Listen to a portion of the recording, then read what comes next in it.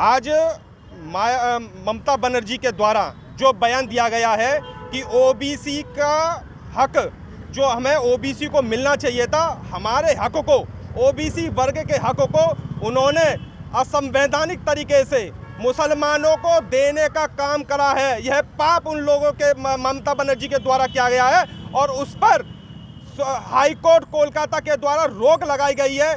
और जिस प्रकार से ओबीसी के हक को उन्होंने बांटा, उन्होंने ओबीसी हक पर डाका डाला और हाई कोर्ट ने, कोलकाता हाई कोर्ट ने उस पर रोक लगाई है। उसके बावजूद संविधान की जो मूल जो रीढ़ है उसको जाकर उन्होंने मुसलमानों को जो हक देने का काम करा है ओबीसी का, उसका हम विरोध करते हैं। इसीलिए आज ओबीसी मोर्चा आगरा महानगर के द्वारा ममता बनर्जी का पुतला दहन का यहाँ पर कार्यक्रम करा गया है। और ओबीसी के हक को कोई ले नहीं सकता, क्योंकि ये संविधान में हम लोगों को ये हक दिया गया है।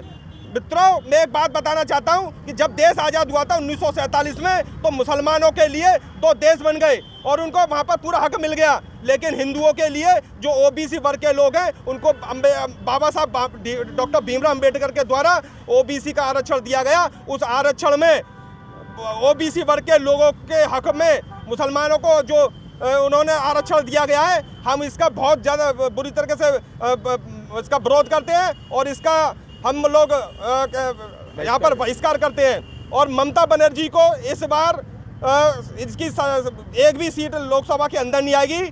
और भारतीय जनता पार्टी जो कि ओबीसी वर्ग के लिए यहाँ पर हक पूरी तरीके से खड़ी हुई है, हमारे देश के प्रधानमंत्री जो भी ओबीसी वर्ग से आते हैं वो भी ओबीसी वर्ग के लिए खड़े हुए हैं और ओबीसी के हक पर कोई भी डाका नहीं डाल सकता।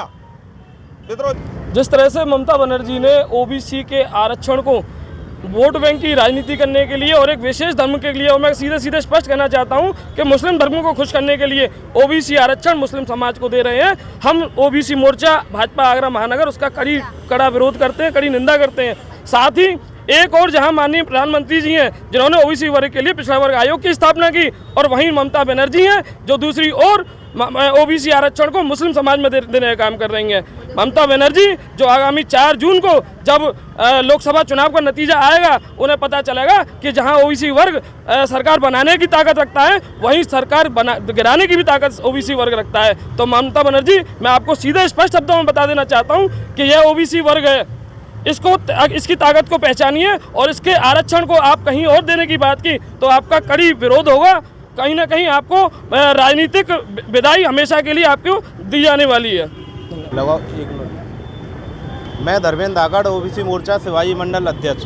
देखिए, आज पचकुइया चौराहे पर ममता बनर्जी का पुतला दहन किया गया है ओबीसी मोर्चा की तरफ से, क्योंकि ममता बनर्जी का एक बयान फिलहाल में बहुत प्रसारित हो रहा है कि वो ओबीसी वर्ग का जो आरक्षण है उसको जो अल्पसंख्यक है मुस्लिम समुदाय उसको देना चाहती है। तो हाई कोर्ट ने भी, कोलकाता के हाई कोर्ट ने भी उसके इस फैसले को 2010 के बाद जितने भी सर्टिफिकेट जारी हुए हैं उन सबको रद्द कर दिया है। लेकिन ममता बनर्जी की हद देखिए कि वो भारत में देशकर भारत के संविधान को नहीं मानती है, भारत के कोर्ट के आदेशों का पालन नहीं करती है, उनसे भारत के कोर्ट से भी ऊपर जाती है, हाई कोर्ट से भी ऊपर जा रही है और ओबीसी समुदाय के आरक्षण को मुसलमानों के लिए देने जा रही है। जबकि मुसलमानों के लिए जब हमारे 1947 में हमारा देश आज़ाद हुआ तो पाकिस्तान उनके लिए दे दिया गया। आज पाकिस्तान में जो अल्पसंख्यक जो हिंदू रह रहे हैं उनके लिए वहाँ कोई भी सुविधा नहीं हो रही है, लेकिन यहाँ पर जो अल्पसंख्यक मुसलमान जो रह रहे हैं उनके लिए ओबीसी वर्ग के भी आरक्षण को देने के लिए जा रही है। ऐसा बिल्कुल भी बर्दाश्त नहीं किया जाएगा और ममता बनर्जी को बहुत ही जल्द इसका जवाब देगी ओबीसी समाज, क्योंकि ओबीसी समाज ने ही सरकार बनाई है। हमारे प्रधानमंत्री नरेंद्र मोदी जी ने साफ स्पष्ट कहा है कि ओबीसी समाज का जो आरक्षण है जब तक मैं रहूँगा वो किसी को भी नहीं देने दूंगा और ओबीसी समाज प्रधानमंत्री जी के साथ है, भारत सरकार के साथ है।